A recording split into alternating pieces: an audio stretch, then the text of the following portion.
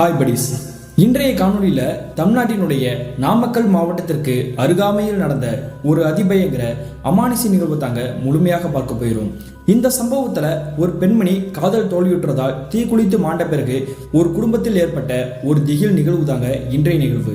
இது போல உங்களுடைய வாழ்க்கையிலும் ஏதாவது திகில் சம்பவம் நடந்துச்சுன்னா இந்த இமெயிலுக்கு ஷேர் பண்ணலாங்க. ஒருவேளை அது கஷ்டமாக இருந்துச்சுன்னா கீழே டிஸ்கிரிப்ஷனில் இன்ஸ்டாகிராம் லிங்க் கொடுத்துருக்கீங்க, அதில் போயிட்டு ஃபாலோ பண்ணிவிட்டு வாய்ஸ் நோட்டாக கூட ஷேர் பண்ணலாங்க. இது வரைக்கும் நம்மளுடைய சேனலை சப்ஸ்கிரைப் பண்ணாமல் பார்த்துட்டு இருந்தீங்கன்னா சப்ஸ்கிரைப் பண்ணிவிட்டு பக்கத்தில் இருக்கக்கூடிய பெல் பட்டனையும் சேர்த்து கிளிக் பண்ணிக்கோங்க. நான் உங்கள் Afsar. Welcome to Afsar investigation.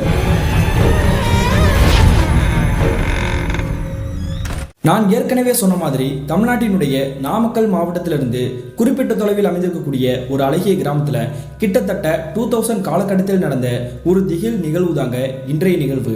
இந்த சம்பவத்தை நமக்கு மின்னஞ்சல் மூலியமாக ஷேர் பண்ணியது சுப்பிரமணி அப்படின்றவர் தாங்க. இது இவருக்கு நடந்தான்னு பார்த்தீங்கன்னா இல்லைங்க, இவருடைய தூரத்து உறவுக்காரங்களான இவங்களுடைய ஆட்சியின் குடும்பத்தில் நடந்ததாங்க இந்த சம்பவம். அப்படி என்ன நடந்துச்சுன்னு பார்த்தீங்கன்னா கிட்டத்தட்ட 2000 காலகட்டத்தில் இந்த மின்னஞ்சலை ஷேர் பண்ணிய சுப்பிரமணி இருக்கார் இல்லையா, இவருடைய ஆட்சியின் பெயர் தாங்க பாக்கியம்மாள். இந்த பாக்கியம்மாளுக்கு அந்த காலகட்டத்தில் ஒரு 43 வயசு இருந்திருக்கும். இவங்களுடைய குடும்பத்தை பற்றி சொல்லணும்னா இவங்களுடைய கணவர் குடிச்சே கிட்டத்தட்ட ஒரு 5 வருடங்களுக்கு முன்னாடியே இறந்து போயிருக்கிறாருங்க. அதன் பிறகு இவங்களும் இவங்களுடைய மகள் முத்துக்குமாரியும் இவங்களுடைய தம்பியோடைய அரவணைப்பில் தாங்க வாழ்ந்துட்டு இருக்காங்க. இவங்களுடைய குடும்பம் பொருளாதாரத்தில் பின்தங்கி இருக்கக்கூடிய குடும்பத்தை சேர்ந்தவங்க. அந்த சமயத்தில் இவங்களுடைய வேலை என்னன்னு பார்த்தீங்கன்னா, இவங்களுடைய இருக்கக்கூடிய கிராமத்திலேருந்து குறிப்பிட்ட தொலைவில் இருக்கக்கூடிய ரயில்வே ஸ்டேஷன் இருக்கு இல்லையா, அங்கே வரக்கூடிய ரயில் எத்தனை மணிக்கு வருதுன்னு தெரிஞ்சுக்கிட்டு அங்கே போய் அதிரசம், முறுக்கு மற்றும் சப்போட்டா பழங்களை விற்பனை பண்ணுறதாங்க இவங்களுடைய வேலையாகவே இருந்திருக்குது. அதில் பெரிய அளவுக்கு இவங்களுக்கு லாபம் கிடைக்கல அப்படின்னாலும் நம்மளுடைய குடும்பத்தினரை காப்பாற்றணும் அப்படின்றக்காக ஏதாவது ஒரு வேலை செய்யணும் அப்படின்றக்காக தாங்க இந்த தொழிலில் ஈடுபட்டு இருந்திருக்காங்க. இவங்களுடைய தம்பி இருக்கார் இல்லையா, அவருடைய பேர் தாங்க கண்ணையா. இந்த கண்ணையாவுடைய வேலை என்னன்னு பார்த்தீங்கன்னா ஒரு அரிசி மண்டியில் தாங்க வேலை பார்த்துட்டு இருந்திருக்கிறாரு. இந்த முத்துக்குமாரின்ற இவங்களுடைய மகளுக்கு திருமண வயசு வந்துருச்சுங்க. அதனால தன்னுடைய மகளுக்கு எப்படியாவது ஒரு வரனை பார்த்து திருமணம் பண்ணி வைக்கணும் அப்படின்ற மாதிரி நினைச்சிட்டு இருந்திருக்காங்க. ஆனால் இதில் ஒரு பெரிய பிரச்சனை என்னன்னா, இவங்களுடைய குடும்பம் பொருளாதாரத்தில் பின்தங்கி இருக்கக்கூடிய ஒரு குடும்பம். அதனால வரக்கூடிய மாப்பிள்ளைகள்லாம் என்ன பண்ணியிருக்காங்கன்னா அவங்களுடைய குடும்பத்தினர்கள் வரதட்சணை அதிகமாக கேட்டிருக்கிறாங்க. அப்பொழுது மொழி பிதுங்கி நம்ம என்ன பண்ண போகிறோம் அப்படின்ற மாதிரி தாங்க யோசிச்சுக்கிட்டே இருந்திருக்காங்க. அந்த சமயத்தில் இந்த பாக்கியம்மாள் இருக்காங்க இல்லையா, இவங்க கூட பழகக்கூடிய அக்கம் பக்கத்தில் இருக்கக்கூடிய தோழிகள் இருக்காங்க இல்லையா, அவங்க என்ன சொல்லியிருக்காங்கன்னா உன்னுடைய தம்பிக்கே கட்டி கொடுத்துடலாம்ல, அவங்ககிட்ட நீ கேளு அப்படின்ற மாதிரி சொல்லியிருக்காங்க. இதுவும் நல்ல ஐடியாவாக இருக்கே, நம்ம இதை பற்றி யோசிக்கவே இல்லை அப்படின்ற மாதிரி இவங்களுடைய தம்பிக்கிட்ட இந்த விஷயத்தை கேட்டிருக்கிறாங்க. அப்படி கேட்ட உடனே இவங்களுடைய தம்பி கண்ணையா இந்த விஷயத்துக்கு என்னால் ஏற்றுக்க முடியாது அப்படின்ற மாதிரி சொல்லியிருக்கிறாரு. நான் சின்ன வயசுலேருந்து உன்னுடைய கணவர், அதாவது என்னுடைய மாமா இறந்ததுலேருந்து இந்த வீட்டில் தான் இருக்கிறேன். எப்பயுமே நான் முத்துக்குமாரியை என்னுடைய மனைவியாக நான் பார்த்ததே கிடையாது அப்படின்ற மாதிரி தாங்க தட்டி கழிச்சிருக்கிறாருங்க. ஆனாலுமே இந்த கண்ணையாவுடைய அக்கா பாக்கியம் இந்த விஷயத்தை கொஞ்சம் கூட விடுற மாதிரி தெரியல. உன்னைய விட்டா எங்களுக்கு வேற யாரா இருக்கா, இவளுக்கு இப்பொழுது உனக்கு கூட திருமணம் ஆகலை அப்படின்னா இந்த கிராமத்தில் வேற யாருமே திருமணம் பண்ணிக்க மாட்டாங்க. நம்மளுடைய குடும்பத்தோடைய சூழ்நிலை எப்படின்றது தெரியும், நீ தானே கூட இருக்கிற, நீ திருமணம் பண்ணிக்கிட்டேன்னா நம்ம ஒரு கூட்டு குடும்பமாகவே வாழலாம். இதுக்கு நீ மட்டும் சம்மதிக்கலை அப்படின்னா நான் விஷம் குடிச்சு செத்து போயிடுவேன் அப்படின்ற மாதிரி தாங்க பிளாக்மெயில் பண்ணிக்கிறாங்க. ஒரு கட்டத்துக்கு பிறகு இந்த கண்ணையாவுக்கு முழு விருப்பம் இல்லை அப்படின்னாலுமே தன்னுடைய அக்கா தற்கொலை பண்ணிக்கிறேன் அப்படின்ற மாதிரி மிரட்டுறாங்க இல்லையா, அந்த காரணத்துக்காக இந்த பெண்மணியை திருமணம் பண்ணிக்கிறதுக்காக அக்செப்ட் பண்ணிக்கிறாருங்க. அப்படி திருமணத்துக்கு ஓகே சொன்னதுக்கு பிறகு கிட்டத்தட்ட 1 மாத காலகட்டத்திலேயே இவங்களுடைய மகள் முத்துக்குமாரிக்கும் இந்த கண்ணையாவுக்கும் திருமணம் நடக்குதுங்க சிம்பிளான முறையில். அப்படி திருமணம் நடந்து முடிந்து கிட்டத்தட்ட 1 வார காலகட்டங்கள் இருக்கும். எப்பயும் போல இந்த கண்ணையா அவருடைய அரிசி மண்டிக்க வேலை போயிருக்கிறாரு. அதே மாதிரியே இந்த பாக்கியம்மாள் அவங்களுடைய வியாபாரத்துக்காக போயிருக்கிறாங்க. அப்படி வியாபாரத்தை முடிச்சுட்டு மாலை தோராயமாக ஒரு 5 மணிக்கு இவங்களுடைய வீட்டுக்கு வந்திருக்கிறாங்க. அப்படி வீட்டுக்கு நுழைஞ்ச உடனே இவங்களுக்கு ஒரு பெரிய பேருந்துச்சு. என்ன காரணம் பார்த்தீங்கன்னா இவங்களுடைய மகள் ஓன்னு அழுதுட்டு இருந்திருக்காங்க. என்னாச்சுடி, எதுக்குடி இப்படி அழுதுட்டு இருக்க அப்படின்னு கேட்கும் பொழுது அவங்க எதுவுமே சொல்லவே இல்லைங்க.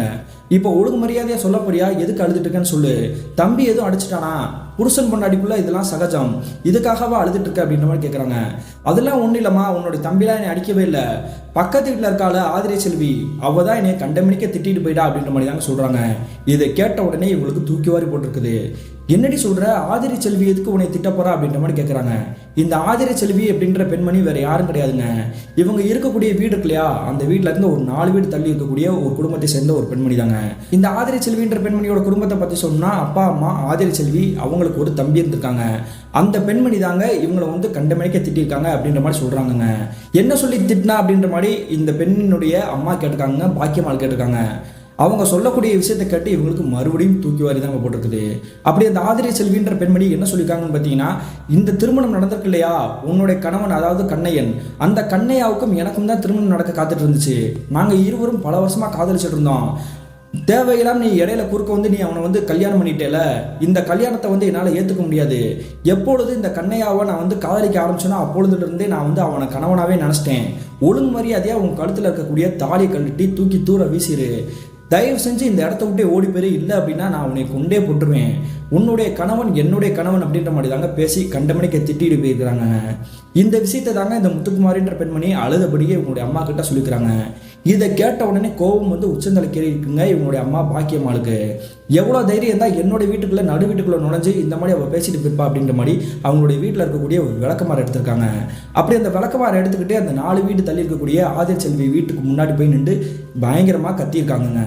கத்தின உடனே ஆதிரை செல்வி அவங்களுடைய குடும்பத்தினர் டக்குன்னு வெளியே வந்திருக்காங்க.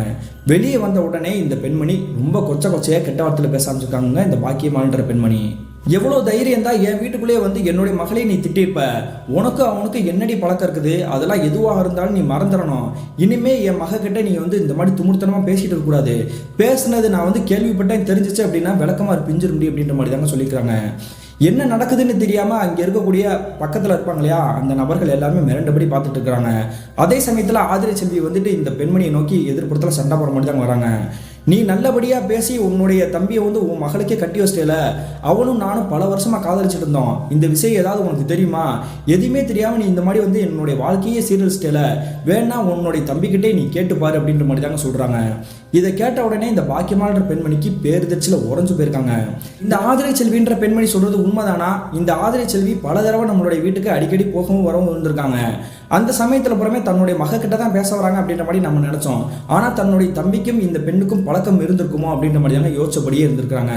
அதே சமயத்தில் அக்கம் பக்கத்தில் இருக்கக்கூடிய நபர்கள் அனைவருமே மிரண்டபடி தாங்க பார்த்துட்டு இருக்கிறாங்க.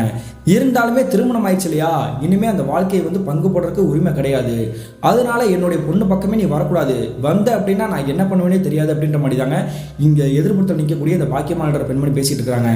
அதே சமயத்தில் ஆதிரை செல்வியோடைய குடும்பத்தினர் அந்த பெண்ணை வந்து சத்தம் போட்டு, அதான் கல்யாணமே முடிஞ்சிருச்சுல, தேவையில்லாம நீ எதுக்கு சண்டை எடுத்துருக்கா, உள்ள வாடி அப்படின்ற மாதிரி தாங்க கூப்பிட்டு போயிருக்காங்க. அப்படி அந்த பெண்மணி வீட்டுக்குள்ள போய் கதவை அடைச்சுமே இந்த பாக்கியமான பெண்மணி விடவே இல்லைங்க. மறுபடியும் கெட்ட வார்த்தையில அசிங்கமாக பேசிகிட்டே இருந்திருக்காங்க. ஒரு கட்டத்துக்கு பிறகு இந்த சத்தம் கேட்டு இருக்கக்கூடிய அந்த இடத்துல இருந்து 100 மீட்டர் தொலைவில் யாரோ ஒரு நபர் வந்துட்டு இருந்திருக்காரு. அது வேற யாரும் கிடையாதுங்க, இந்த கண்ணையா அப்படின்ற அந்த நபர் தான்.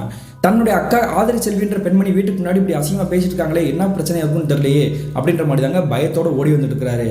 என்னாச்சுக்கா, ஏன்க்கா அப்படி பேசிட்டு இருக்கா அப்படின்னு கேட்கும் பொழுது, அவ என்னென்னமோ சொல்றாடா, நீயும் அவ்வளோ ரொம்ப நாளாக காதலிச்சிங்களாம், அந்த வாழ்க்கையை நான் தான் சீரழிச்சாலும் கெடுத்துட்டேன் அப்படின்ற மாதிரி சொல்றா. இதை என்னால் கொஞ்சம் கூட ஏற்றுக்க முடியாது, அதனால தான் அவள் குடும்பத்தையே நான் நாரடிச்சிட்டு இருக்கேன் அப்படின்ற மாதிரி தாங்க இந்த பாக்கியமான்ற பெண்மணி சொல்லிட்டு இருக்கிறாங்க. இதை கேட்ட உடனே அவங்களுடைய தம்பி வாக்கா வீட்டுக்கு போகலாம் அப்படின்ற மாதிரி கையை பிடிச்சி வலுக்கட்டாயமாக இழுத்துக்கிறாரு. அப்படி இழுத்துமே இந்த பாக்கியமான்ற பெண்மணி கொஞ்சம் கூட நகர மாதிரி தெரிலங்க, மறுபடியும் திட்டிக்கிட்டே இருந்திருக்காங்க. ஒரு கட்டத்துக்கு மேலே பொறுமை இழந்து இவங்களுடைய தம்பி கண்ணையாவே என்ன பண்ணிக்கிறாங்கன்னா, இவங்களுடைய அக்காவோட கண்ணத்தை சேர்த்து பலார் நிறைஞ்சிருக்கிறாரு. இதுக்கு மேலே அவங்க கிட்ட பேசி பிரயோஜனம் இல்லை, ஒழுங்கு மரியாதை என் கூடவா அப்படின்ற மாதிரி தாங்க கையை பிடிச்சி எடுத்துட்டு இவங்களுடைய வீட்டுக்குள்ளே கூட்டிகிட்டு வந்திருக்கிறாரு.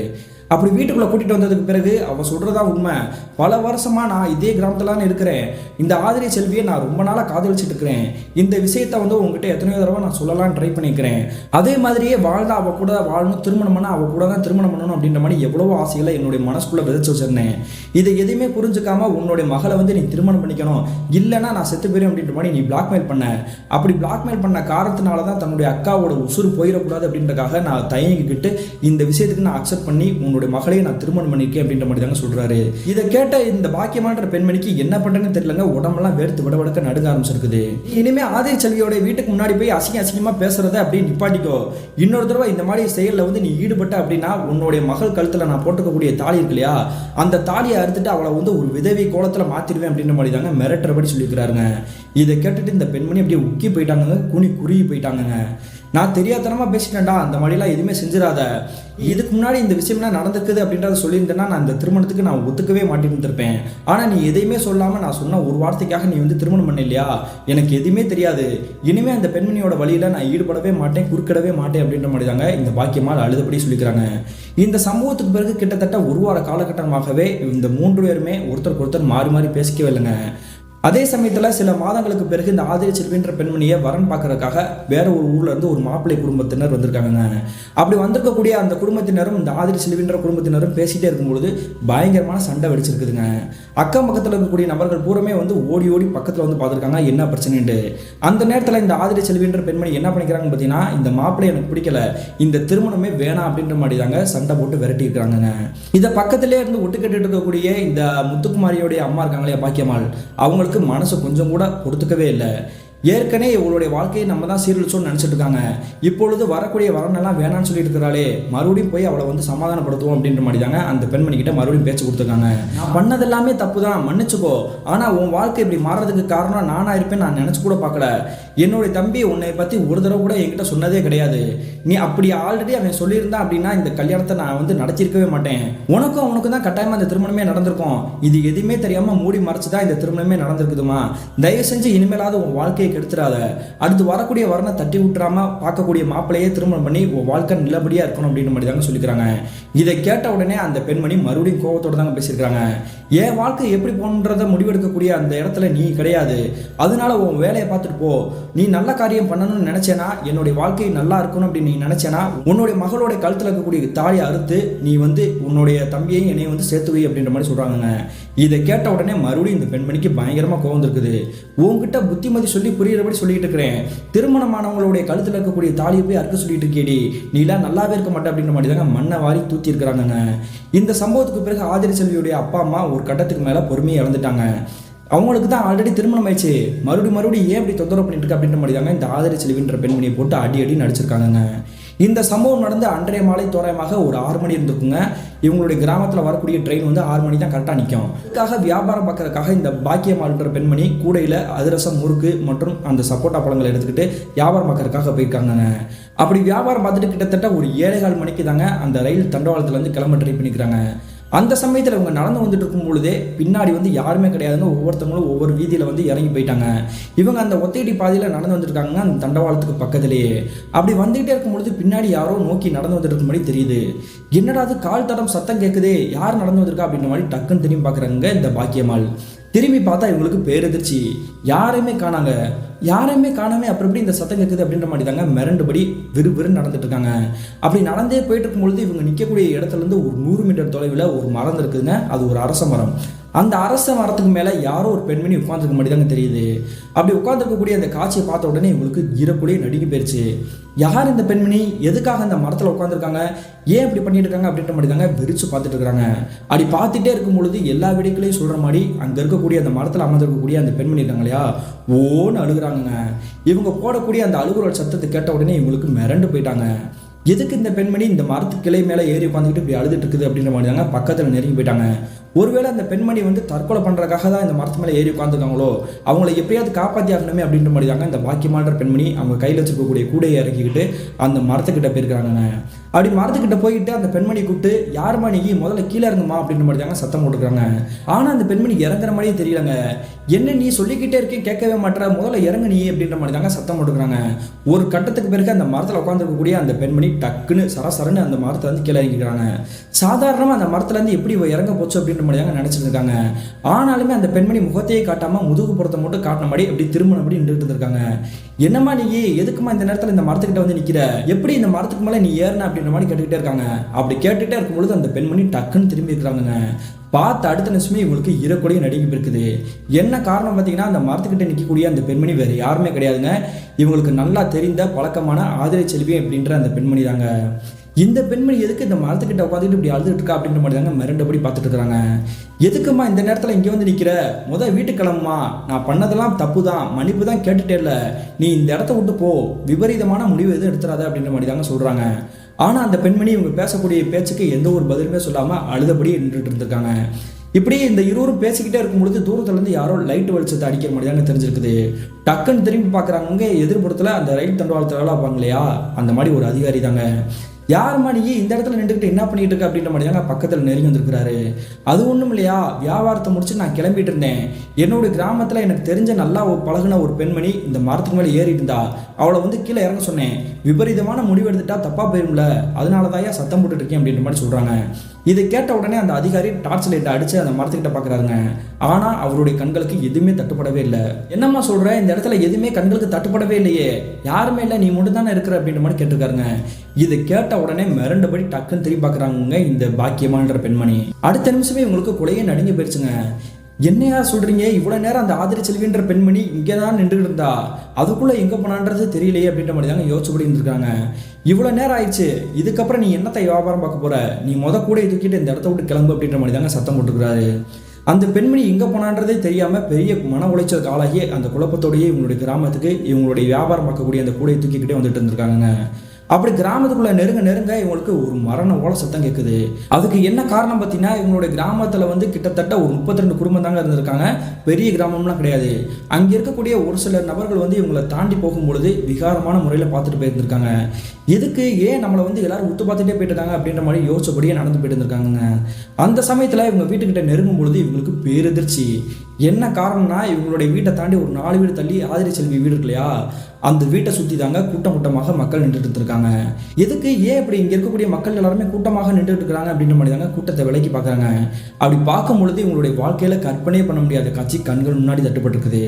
என்ன நடந்திருக்குன்னு பார்த்தீங்கன்னா, இந்த ஆதிரி செல்வின்ற பெண்மணி இருக்காங்க இல்லையா, அப்படி எரிஞ்சு கறிக்கட்டையாக சடலமாக கிடந்திருக்காங்க. இதை பார்த்துட்டு இவங்களால நம்பாமல் இருக்கவே முடியல. அடுத்த நிமிஷமே அங்கே இருக்கக்கூடிய நபர்கள்கிட்ட இதை பற்றி விசாரிக்கும் பொழுது அங்கே இருக்கக்கூடிய நபர்கள் என்ன சொல்லியிருக்காங்கன்னா, ஆதிரி செல்வின்ற பெண்மணி என்ன நினைச்சான்னு தெரில, இன்னைக்கு சாயங்காலம் ஒரு 6 மணி இருக்கும், குறிப்பிட்டு சொன்னால் நீங்கள் வியாபாரத்துக்கு போனீங்க இல்லையா, அந்த டயத்தில் தான் இந்த பெண்மணி விபரீதமாக ஒரு முடிவெடுத்து அவங்களுடைய வீட்டிலேயே தீ குளித்து இறந்து போயிருக்கா. அதை வேடிக்கை பார்த்துருக்கக்கூடிய சுற்றி இருக்கக்கூடிய மக்கள் எவ்வளவோ காப்பாற்றுறதுக்காக ட்ரை பண்ணாங்க. ஆனால் வீட்டு கதை வந்து பூட்டிட்டு தான் உள்ளுக்குள்ளே இந்த மாதிரி ஒரு மோசமான முடிவு எடுத்திருக்கா அப்படின்றதுனால யாருனாலையும் காப்பாற்ற முடியல. கடைசி அந்த கதை உடைச்சிட்டு பார்க்கும்பொழுது எரிஞ்சு சாம்பலாகி கறிக்கட்டையாக தான் கிடந்தா. இப்படி தான் நடந்துருச்சுமா அப்படின்ற மாதிரி தாங்க சொல்கிறாங்க. இதை கேட்ட உடனே இந்த பெண்மணிக்கு ஈரக்கொடியும் நடிக்க போயிடுச்சு. என்ன சொல்லிட்டு இருக்கீங்க, நான் கொஞ்ச நேரத்துக்கு முன்னாடி தான் நான் பார்த்தேன், இந்த பெண்மணி எப்போ இறந்தான்னு சொன்னீங்க அப்படின்ற மாதிரி மறுபடியும் கேட்குறாங்க. அதான் சொன்னோம்ல, சாயங்காலம் 6 மணி அப்படின்ற மாதிரி சொல்கிறாங்க. இப்பொழுது டைம் எத்தனை அப்படின்னு யோசிக்கும் பொழுது இரவு ஒரு 7:30 மணி இருந்திருக்கும். அது எப்படி, நம்ம கொஞ்ச நேரத்துக்கு முன்னாடி தானே அந்த பெண்மணி பார்த்தோம், அவள் எப்படி இறந்து போயிருப்பா கொஞ்ச நேரத்துக்கு முன்னாடி அப்படின்ற மாதிரி தாங்க யோசிச்சு பேரதிர்ச்சியில் உறைஞ்சு போயிருந்திருக்காங்க. இவங்களுடைய தம்பி அந்த நேரத்தில் தாங்க இவருடைய கிராமத்துக்கு வேலையை முடிச்சுட்டே வந்திருக்கிறாரு. இந்த காட்சியை பார்த்த உடனே அவருக்குமே தூக்கி வாரி போட்டிருக்குது. தன்னை ஆசாசியாக காதலிச்சா தன்னுடைய காதலி இப்படி இறந்து போயிட்டாலே அப்படின்ற மாதிரி நினச்சிட்டு பரிதவிச்சு போயிட்டாருங்க. அங்கே இருக்கக்கூடிய மக்கள் யாரையுமே கவனிக்காமல் அங்கே இருக்கக்கூடிய கூட்டத்தை பூரா விளக்கிக்கிட்டு அந்த சடலமாக கிடக்கக்கூடிய இவங்களுடைய காதலி இருக்காங்க இல்லையா ஆதிரி செல்வி, அந்த பெண்மணி பக்கத்தில் நெருங்கி போய் தலையில் அடிச்சுக்கிட்டு ஓன் அழுகுறாருங்க. இதை வேடிக்கை பார்த்துருக்கக்கூடிய இவங்களுடைய மனைவியான முத்துக்குமாரிக்கும் சரி, இவங்களுடைய அம்மா பாக்கியமாக இருக்காங்க இல்லையா அவங்களுக்கும் சரி, மனசே கேட்கல. தன்னுடைய தம்பி இப்படி பண்ணி அழுதுட்டு இருக்கிறானே, இவனை எப்படி நம்ம ஆறுதல் சொல்லி புரிய வைக்கிறது அப்படின்ற மாதிரி தாங்க அவங்களுமே வருத்தத்தில் இருந்திருக்காங்க. அது மட்டும் இல்லாமல் இவங்க பார்த்த காட்சியை யார்கிட்ட சொன்னாலும் அதை வந்து நம்ப மாட்டாங்க. பைத்தியம்னு சொல்லுவாங்க இல்லையா, அதனால தாங்க சொல்லாமல் இருந்திருக்காங்க. அப்பொழுது நம்ம கண்ட காட்சி வந்து உண்மையிலேயே அந்த ஆதிரி செல்வின்ற பெண்மணி கிடையாது, அது ஒரு ஆன்மா ரூபத்தில் தான் நம்மளை தேடி வந்திருக்கு அப்படின்ற மாதிரி தாங்க மிரண்டபடி நின்றுட்டு இருந்திருக்காங்க. அதன் பிறகு அந்த பெண்மணியோட குடும்பத்தினர் அவங்களுக்கு உண்டான இறுதிச் சடங்கு நடத்தணும் இல்லையா, சுடுகாட்டுக்கு போய் மீதம் இருக்கக்கூடிய அந்த சடலத்தை வந்து எரிச்சிட்டு வந்திருக்காங்க. இந்த துக்கம் நிகழ்வு நடந்து கிட்டத்தட்ட ஒரு 3 நாட்கள் கடந்திருக்கும். அந்த சமயத்தில் இந்த பாக்கியவாள் இவங்களுடைய தம்பி இவங்களுடைய மனைவி 3 பேருமே அவங்களுடைய வீட்டில் தான் இருந்திருக்காங்க. அப்படி வீட்டிலே இருந்துட்டு இருக்கும் பொழுது இவங்களுடைய வீட்டு கதவுக்கு முன்னாடி பயங்கரமான ஒரு கல் வந்து உழுகிற மாதிரி சத்தம் கேட்குது. என்னடா அது கல் வந்து உழுகிற மாதிரி இருக்குது அப்படின்ற மாதிரி தாங்க இந்த பாக்கியமான்ற பெண்மணி கதவு திறந்திருக்காங்க. திறந்த அடுத்த நிமிஷமே எங்கிருந்து வந்துச்சுன்னு தெரிலங்க, ஒரு பெரிய கல் இவங்களுடைய தோள்பட்டையிலே வந்து விழுந்திருக்குது. ஆணு கத்திக்கிட்டு கீழே வந்து சுருண்டு விழுந்திருக்காங்க. இதை வேடிக்கை பார்த்துட்டு இருந்தா இவங்களுடைய தம்பி கண்ணையா டக்குன்னு வெளியே போய் பார்க்குறாரு. யார் இந்த செயலை செஞ்சது அப்படின்ற மாதிரி பார்க்கும்பொழுது எதிர்ப்புறத்தில் நிற்கக்கூடியது வேறு யாரும் கிடையாதுங்க, இந்த ஆதிரி செல்வின்ற பெண்மணிக்கு ஒரு தம்பி இருக்கான்னு சொன்னீங்க இல்லையா, அவர் தாங்க கையில் கல்லை வச்சுக்கிட்டு எரிஞ்சிட்டு இருந்திருக்கிறாருங்க.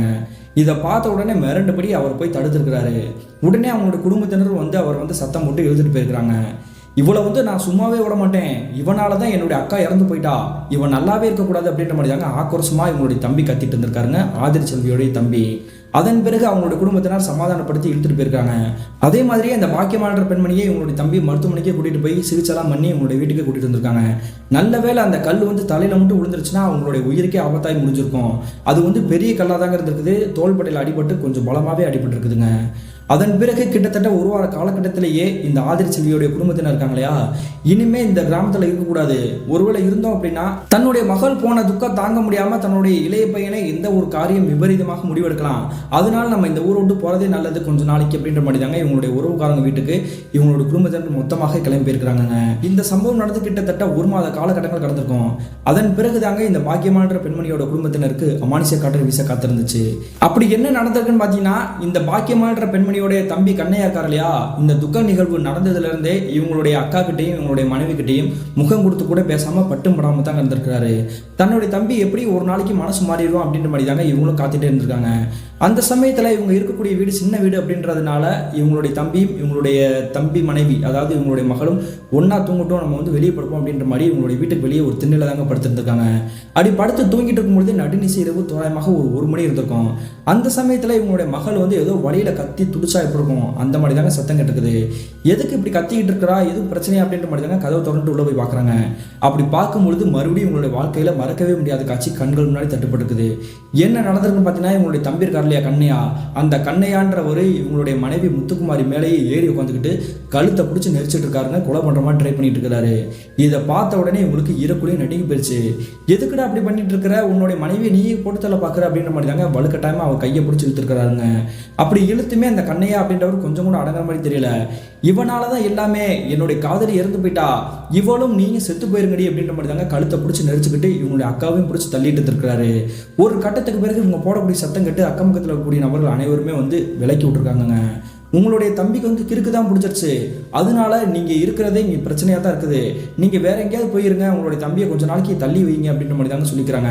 ஆனாலுமே தன்னுடைய தம்பி மேல எந்த ஒரு தப்புமே கிடையாது, கோபத்தில் இந்த மாதிரி செஞ்சிருப்பான் அப்படின்ற மாதிரி தாங்க நினச்சிக்கிட்டு அவர் பிரிஞ்சு போக மனசே இல்லாமல் அவர் செஞ்ச காரியத்தை மன்னிச்சிருக்கிறாங்க.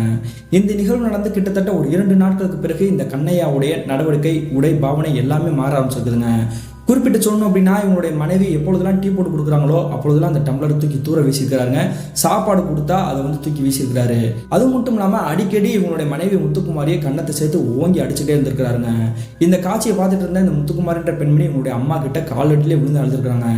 எனக்கு இந்த திருமண வாழ்க்கை பிடிக்கலமா, என்னுடைய கணவருக்கும் எனக்கும் டைவர்ஸ் வாங்கி கொடுத்துரு, அவருக்கு எப்பவுமே ஆதிரி செல்வின்ற அந்த பெண்ணினுடைய ஞாபகார்த்தமாக தான் இருக்குது, என்னைய சுத்தமாகவே பிடிக்கல, அவர் எனக்கு வேணாம் அப்படின்ற மாதிரி தாங்க சொல்லி அழுதுருக்காங்க. இதுக்கு நீ எந்த தப்பும் பண்ணலடி, அவனை வந்து நான் மனசை மாத்துறேன், நீ பொறுமையாரு காத்துரு அப்படின்ற மாதிரி தாங்க சொல்றாங்க. ஆனா இது வந்து இவங்களுடைய தம்பி இயல்பான நிலைமையில இந்த காரியத்தெல்லாம் பண்ணல, அவருடைய உடம்புல இருக்கக்கூடிய ஏதோ ஒரு ஆன்மா செய்யக்கூடிய காரியம் தான் அப்படின்றது அன்றைய இரவே இவங்களுக்கு வந்து உறுதிப்படுத்தியிருக்குதுங்க. என்ன நடந்திருக்கு பார்த்தீங்கன்னா, அன்றைய இரவு நடுநிசி நேரம் ஒரு 2 மணி இருந்திருக்கும். அந்த சமயத்தில் இவங்களுடைய மகள் மற்றும் இவங்களுடைய தம்பி அவங்களுடைய ரூம்ல தாங்க படுத்திருக்காங்க. எப்பவும் போல திண்ணைக்கு வெளியே தாங்க இவங்க படுத்திருக்காங்க. அப்படி படுத்துக்கிட்டே இருக்கும்பொழுது யாரோ இவங்களை வந்து உழுப்புற மாதிரி தெரிஞ்சிருக்குது. யார் நம்மளை வந்து எழுப்பி விடுறா அப்படின்ற மாதிரி டக்குன்னு நிமிர்ந்து பார்க்குறாங்க. அப்படி பார்க்கும்பொழுது இவங்களுடைய மகள் முத்துக்குமாரி இருக்காங்களே, அவங்க வந்து நின்றுட்டு இருக்காங்க. என்னாச்சு பாப்பா, இந்நேரத்தில் எதுக்கு என்னை எழுப்பி விட்ட, மறுபடியும் எதுவும் பிரச்சனையா அப்படின்ற மாதிரி கேட்குறாங்க. இல்லம்மா, மாமாவை காணாமா அப்படின்ற மாதிரி சொல்றாங்க. என்னடி சொல்லிட்டு இருக்கிற, இந்த நேரத்தில் உன் புருஷன் எங்க போயிருப்பான் அப்படின்ற மாதிரி தாங்க சுத்தி முத்தி தேட ஆரம்பிச்சிருக்காங்க. ஆனா எங்க தேடியுமே இவங்களுடைய தம்பி எங்க போனார்ன்றதே தெரியல. அதன் பிறகு தாங்க இவங்களுக்கு விகாரமான ஒரு அழுகுறல் சத்தம் கேட்குதுங்க. இந்த முறை வந்து ஒரு பெண்மணி அழுகிற மாதிரி சத்தம் கேட்கலங்க, இந்த பாக்கியம்மாளுக்கு ஒரு ஆண்மகன் அழுகிற மாதிரி சத்தம் கேட்குது. யாரோ ஒருத்தர் அழுகிற மாதிரி சத்தம் கேட்குது அப்படின்ற மாதிரி தாங்க உங்களுடைய வீட்டுக்கு வெளியே நின்றுக்கிட்டு எட்டி பார்க்குறாங்க. அப்படி பார்க்கும்பொழுது உங்கள் வீட்டில் இருந்து 4 வீடு தள்ளி ஆதிரி செல்வின்ற பெண்மணியோட வீடு இருக்கு இல்லையா, அந்த வீட்டுக்கு முச்சந்திக்கு பக்கத்திலேயே யார் ஒரு நபர் அப்படி தத்ரூபமாக அப்படி நின்றுகிட்டு இருந்திருக்காங்க. யார் இப்படி நின்று இருக்கா அப்படின்ற மாதிரி தாங்க யோசிச்சபடியே இந்த பாக்கியமான பெண்மணியும் இவங்களுடைய மகள் முத்துக்குமாரியும் அந்த நபர் நிற்கக்கூடிய இடத்த நோக்கி போறாங்க. அப்படி போக போக தாங்க தெரியுது, அங்கே நிற்கக்கூடிய நபர் வேற யாருமே கிடையாது, தன்னுடைய தம்பியான கண்ணையா தான் இங்கக்குள்ள நிற்கிறாரு அப்படின்ற மாதிரி தாங்க புரிய வந்திருக்குது. இதை பார்த்த உடனே இந்த இருவரும் நடுங்கி போயிட்டாங்க. என்னாச்சடா, எதுக்குடா இந்த இடத்துக்கிட்ட நிற்கிற அப்படின்னு கேட்கும்பொழுது டக்குன்னு திரும்பி இருக்கிறாருங்க. திரும்பின உடனே இந்த கண்ணையாவுடைய பார்வைகள் 2 கண்கள் செவக்க இருந்திருக்குதுங்க, பல்ல புறம் நரன்னு கடிச்சிட்டு இருந்திருக்கிறாரு. அப்பயே தெரிஞ்சிருக்குங்க இவர் இயல்பான நிலைமையிலே இல்லை, இவருடைய உடம்புல ஏதோ ஆன்மா இருக்குது அப்படின்றது. அது மட்டும் இல்லாமல் கிட்டத்தட்ட சில நாட்களாகவே இவர் நடந்துக்கக்கூடிய அந்த நடவடிக்கைகள் எல்லாமே வேறுபட்டு தானே தெரிஞ்சிருக்குது. அதெல்லாம் வந்து இவருடைய உடம்புல இருக்கக்கூடிய ஆன்மா தான் செய்தோ அப்படின்ற மாதிரி தாங்க சந்தேகம் வந்திருக்குது. வாடா வீட்டுக்கு வாடா அப்படின்ற மாதிரி கூப்பிட்டுருக்காங்க. கூப்பிட்ட உடனே அவர் சொல்லக்கூடிய வார்த்தை கேட்டு இந்த இருவருக்கும் பேருதச்சில் உடஞ்சு போய் தாங்க நிற்கிறாங்க. அப்படி என்ன சொல்கிறாருன்னு பார்த்தீங்கன்னா, அவருடைய வாய்ஸ்லேயே பேசலைங்க, அவருடைய உடம்புல ஆதிரை செல்வி அப்படின்ற பெண்மணியோட ஆன்மா தாங்க இருக்குது. அந்த பெண்மணி எப்படி நிஜமாக இருக்கும் பொழுது உயிரோடு இருக்கும் பொழுது பேசுவாங்களோ அதே குரலில் தாங்க பேசியிருக்கிறாங்க. உன் தம்பி உன் வீட்டுக்கு இனிமேல் வரமாட்டான், இனிமேல் இங்கே தான் இருக்க போகிறான், இதுதான் அவனுடைய வீடு, அவனோட உசுரை நான் எடுத்துட்டு தான் போவேன் அப்படின்ற மாதிரி தாங்க ஆக்ரோஷமாக கத்திருக்குது. இதை கேட்ட உடனே இந்த பெண்மணிக்கு தூக்கி வாரி போட்டிருக்குது.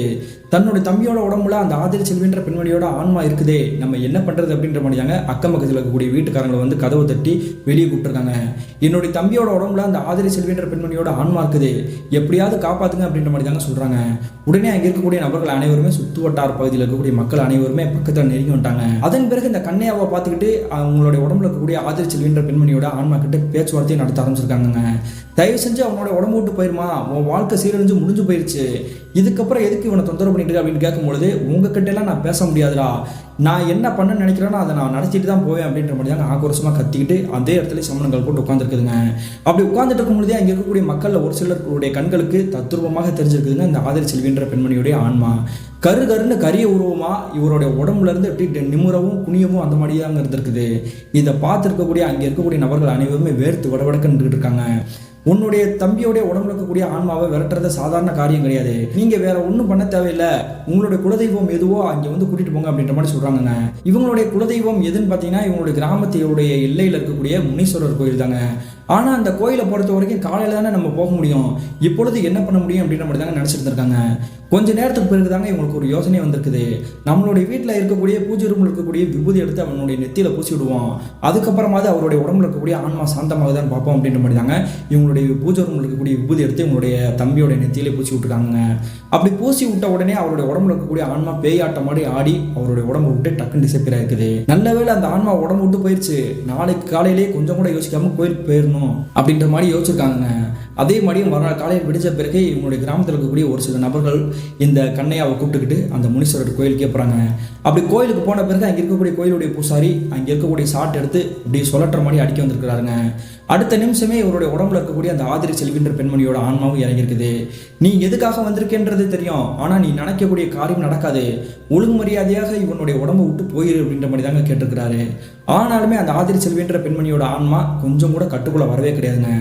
என்ன பேசிட்டு இருக்கீங்க, இவன் என்னுடைய காதலன் மட்டும் கிடையாது, நான் எப்பொழுது என்னுடைய மனசை இவங்கிட்ட பறி கொடுத்தேனோ அப்பொழுதே என்னுடைய கணவனாக நான் முடிவு பண்ணிட்டேன், நான் வாழ்ந்தா இவன் கூட தான் வாழ்வேன், செத்தால் இவன் கூட தான் சாவேன், நீங்கள் இப்படியே விட்டுட்டீங்க அப்படின்னா இவனோட உடம்புல இருந்து என்னுடைய வாழ்க்கையை வாழ்ந்துருவேன், ஆனால் நீங்கள் என்னை அழிக்க நினச்சிங்கன்னா இவனோட உசுரை போகிறப்ப நான் எடுத்துகிட்டு தான் போவேன் அப்படின்ற மாதிரி தாங்க சத்திய வாக்கு கொடுத்துருக்குது. அந்த ஆன்மா அப்படி ஆக்ரோஷமாக பேசிட்டு இருக்கக்கூடிய காட்சி பார்த்துருக்கக்கூடிய அங்கே இருக்கக்கூடிய நபர்கள் எல்லாருமே மிரண்டு போயிட்டாங்க. இந்த பாக்கியமான்ற பெண்மணி இவங்களுடைய தம்பியோடைய காலடியிலே விழுந்துருக்காங்கங்க. என்னுடைய தம்பியோட உடம்புல விட்டு நீ போயிரு, அவனுக்கு எதுவுமே பண்ணிடாத, நான் பண்ணதெல்லாம் தப்பு தான், தெரியாமல் நடந்துருச்சு, தயவு செஞ்சு மன்னிச்சுக்கோ, என்னுடைய மகளுடைய வாழ்க்கையை நீ கெடுத்துடாதவா அப்படின்ற மாதிரி தாங்க காலை பிடிச்சி கெஞ்சிருக்காங்க. ஆனால் இவங்க எவ்வளோ பேசியுமே அவங்களுடைய உடம்புல இருக்கக்கூடிய அந்த ஆன்மா ஆதரி செல்விருக்காங்க இல்லையா, அதுக்கு ஏற்றுக்கவே கிடையாதுங்க.